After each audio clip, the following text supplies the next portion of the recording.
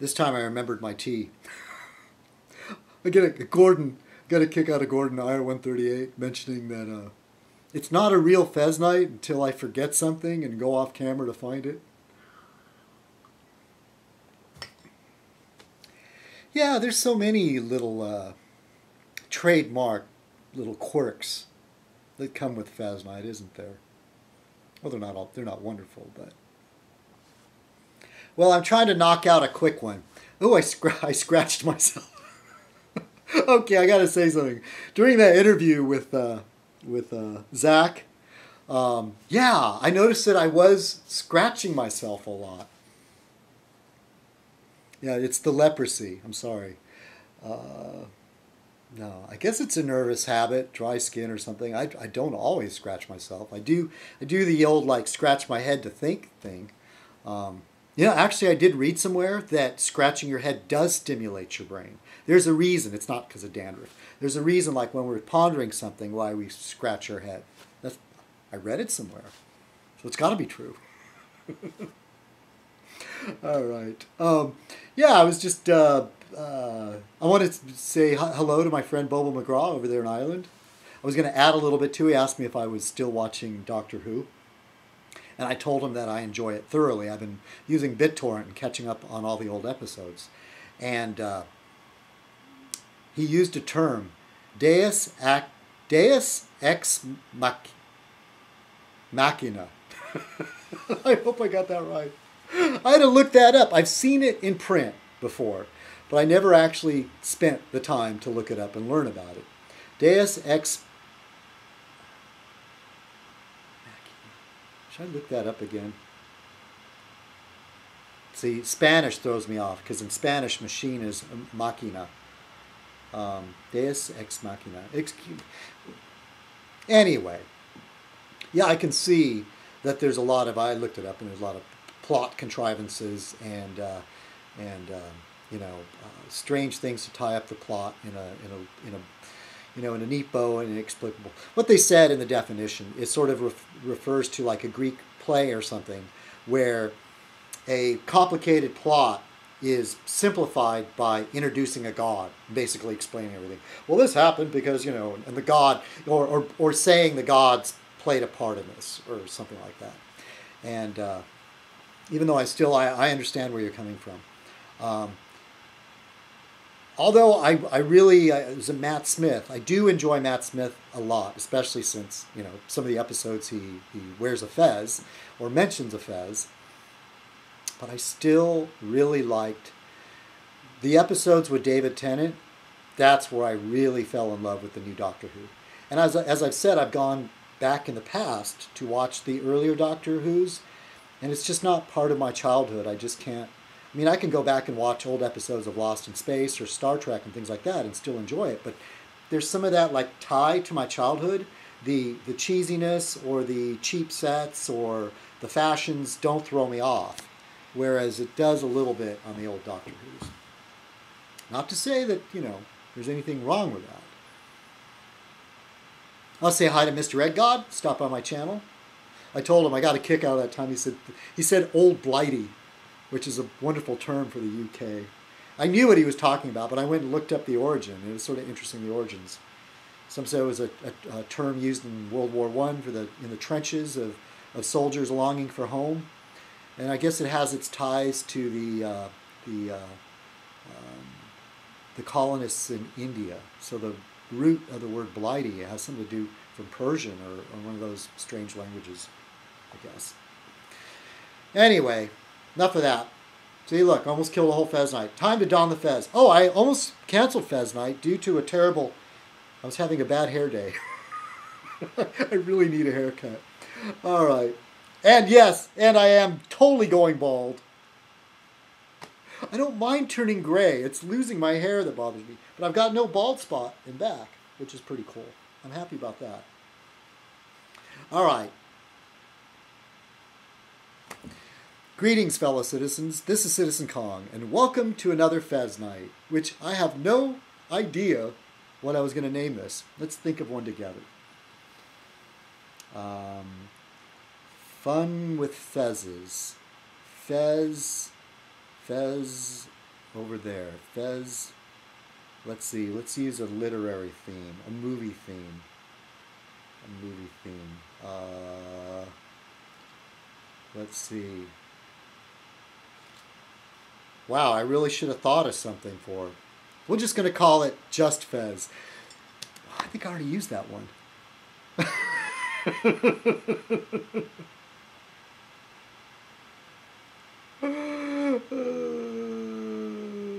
How about we'll use inspired by a Beatles song, A Day in the Life.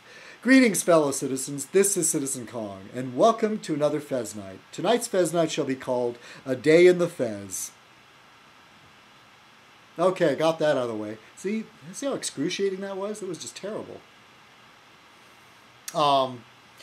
Yeah, maybe I need to steer Fez Night into more kind of an intellectual place. I'm not sure. What do I talk about? I've been really, really upset.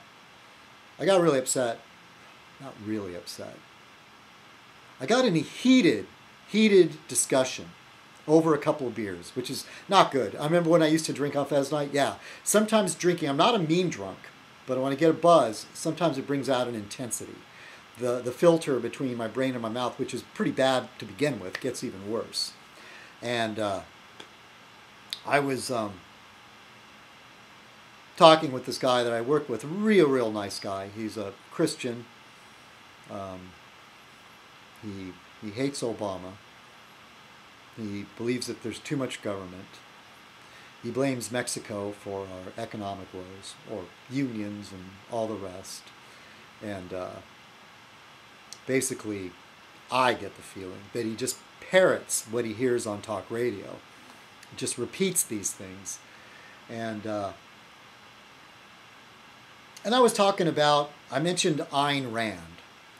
You know, she's the one who, they're coming out with a movie, I guess, on Atlas Shrugged. And he didn't know who I was talking. I gave him a quick biography of her and mentioned that she came over from Russia as a young woman, escaping Russia because Stalinist Russia, the communist, had taken her father's business away, made it an article of the state or whatever. And so naturally, she was very, very anti-communist with some really crazy, I say, crazy notions about what would make a better world. And even though she wasn't really an economist, I don't think she had any kind of degree in it. She came over here, was trying to write scripts for Hollywood, and wrote the novels Atlas Shrugged and The Fountainhead, I think, and I can't remember the name of the other one. And even the literary critics, Homer Simpson, even the literary critics say that she wasn't a great novelist. She just wasn't a great novelist. But in these books, she espoused some ideas about the way, business is, and, and the terrible things about bureaucracy and all that. And when I mentioned to him, when I was telling him about Ayn Rand, and I said that the government took her family's business away, Stalinist, communist Russia took the family's business, he said, like Obama. And that's just like fighting words. And that's just the sheer idiocy of what we're dealing with. And he wasn't saying it to be funny. It's like there's a part of him that really believes this. And I said, you're comparing Obama with Stalin. With Stalin. They compare him to Hitler all the time. It's just, the idiocy. Does this make for intellectual discussion? I don't know. But the thing is, there needs to be some sort of psychological evaluation of these people. I need to know, why do they think this way? What is wrong with their brains? There's got to be something wrong with their brains. Could it be expensive bourbon? The top shelf bourbon? No, not because not all right-wingers can afford top shelf bourbon. So that's not the answer. Could it be naming your body parts after former presidents? Could that have anything to do with that? No, I don't think they all do that. Especially, and it wouldn't be any president. No, it'd be like certain certain right-wing type, Republican, conservative type presidents.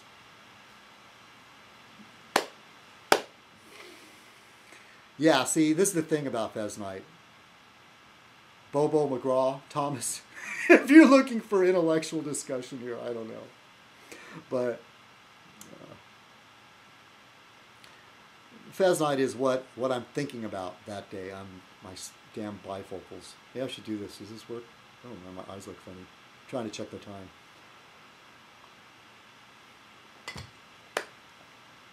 I hope you all had a great Thanksgiving. Mine was okay. Mine was very, very quiet, which I like. And it's going to be hard for me to readjust. I just spent a lot of time just being a lazy bum, doing practically nothing. My landlord redid my bathroom. Man, this is one of those things I was dreading. Oh man, there was termite damage. Yeah, I live in a freaking hole.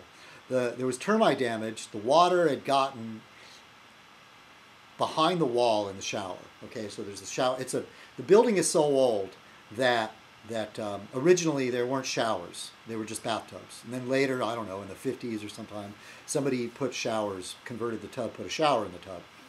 And but the water, there's a window right above the bathtub, and the water sort of gathers there on the windowsill. And there was some termite damage, and the water was slipping behind the windowsill into the wall, and it made the wall swell up, and then the tile began to buckle. And it began to crack. And I just sealed everything up with silicone and just called it a good one because, I'm not dating anymore, and who cares? You get to a certain age. Crazy Cat F guy, if you're out there, yeah, I'm becoming you. I haven't completely given up on meeting somebody, but damn, who needs the frustration? Really, there's a lot of frustration involved in a relationship with a woman. So then they did this thing, and I don't want them coming into my place, but they had to, of all things, a termite inspection. And oh man, when the inspector saw what was going on in my bathroom, oh, big deal. And I was hoping to deal with it when I move someday, but I have no plans on moving soon. Well, long story short, I didn't have a shower or a bath for a whole week because they were in there fixing it. But man, it looks awesome now. It's totally cool. The guy did a great job. I'm really happy with it. And so now I'm waiting for them to spike my rent. That's why I don't say anything. I don't want them to raise my rent. Landlords will look for any excuse to raise your rent. So that was that. That was one of the things that was going on in my life. Not that any of you really care. I'm going to try to make a point of not talking about drama so much, but there really hasn't been. Things have been quiet. And I noticed Jeff wrote on his channel something about, I had to say wow, just wow, to what you said to Bobo McGraw about passive people being pepper sprayed. Oh my God.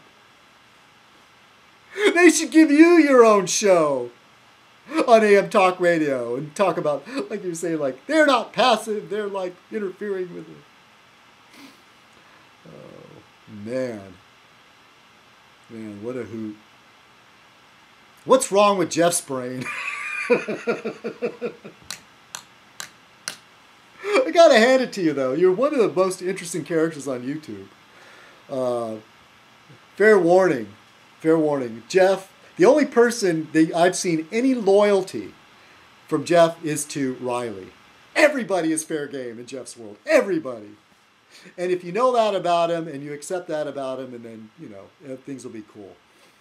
Oh, wow, I am talking about gossip on YouTube now. But it was that comment. Oh, man. I might lock up my computer trying to go back and read it. But, anyway. I guess that's it. I'm kind of talked out. But, that discussion that I had. And then it covered the gamut from... and this is the basic idea, is that they blame government for everything. But what these people don't understand is that who really holds the stick? Government's not in control anymore. That's been quite a while since that was true. Businesses and the banks, they're the ones that call the shots. And I think it's only a rare time, probably during FDR, that the government actually took the banks to task. And during our recession, we had the opportunity to do it again. And yeah, I'm pissed off with Obama about two things. First of all, the thing is like letting the banks get away with. At the time, I didn't really realize, I didn't see that so much. I understood it like, oh, well, this is what we need to do. Let them do what they need to do. Even though he's taking advice from the same people that Bush was using.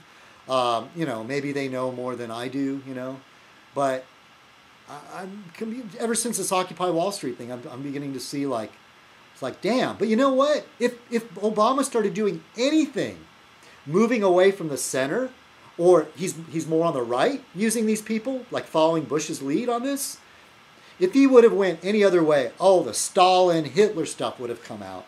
So I can understand. I can understand. I can sympathize with Obama.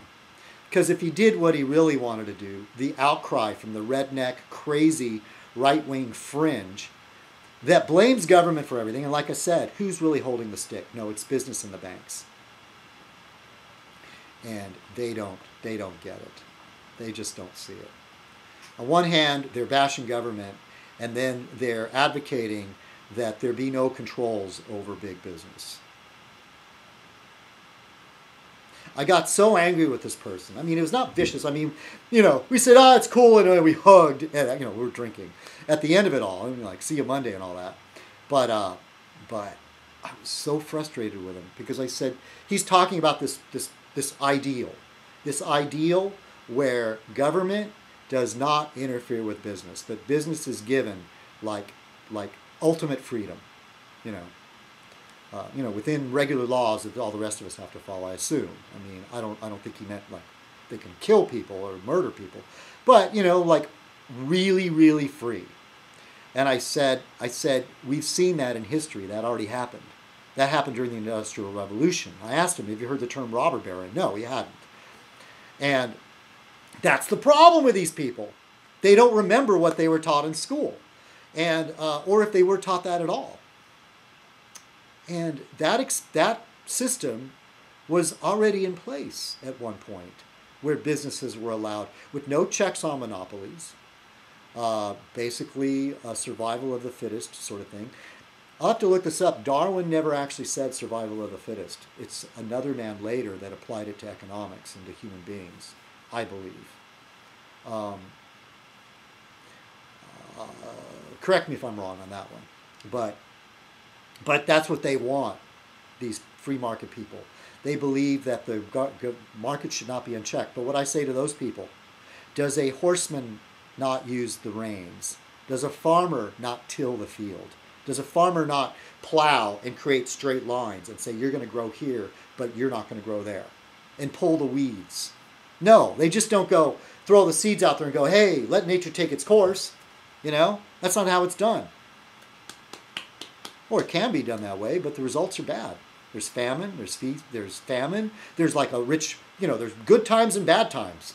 Things go like a roller coaster. There's no shock absorbers. There's nothing to hold it in check, but that's what they want.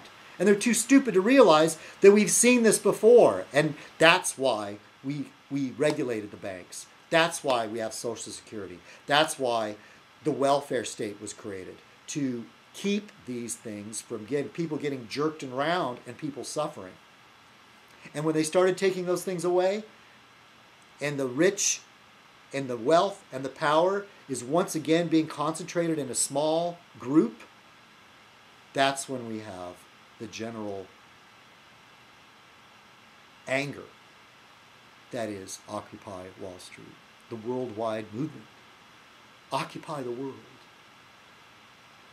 And I'm sorry, Jeff, I can't remember your comment altogether, man. But if you're against those protesters, I think that's worse than hating Lincoln. And I still say, this hatred towards Lincoln is all from Southerners that wish their side would have won. But get over it. You lost. Boy, am I glad. My great-grandfather fought in the Civil War and was a 49er. Anyway, all right, everybody, have a great week. This is a little bit long, so I'll post it on the Royal Over the Fez channel. But anyway, have a great week.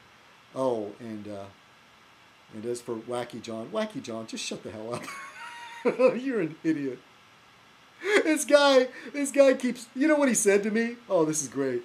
So he left a comment on Barfly's channel on his video where he's deep frying the turkey, which looked amazing. And I would love to try that. That turkey marinated in some, something that's heavy in sugar. And so when he fried it, the sugar caramelized and made that dark skin. It just looked awesome. And then out of nowhere, John's Wacky World says, Kong wouldn't even know how to cook a McDonald's hamburger. John, McDonald's hamburgers are already cooked. This is what I have to deal with. Go bother somebody else. Follow Pops around. He'll love it. He'll love the attention. All right, everybody. Have a great week. Thank you for watching A Day in the Fez. Cheers.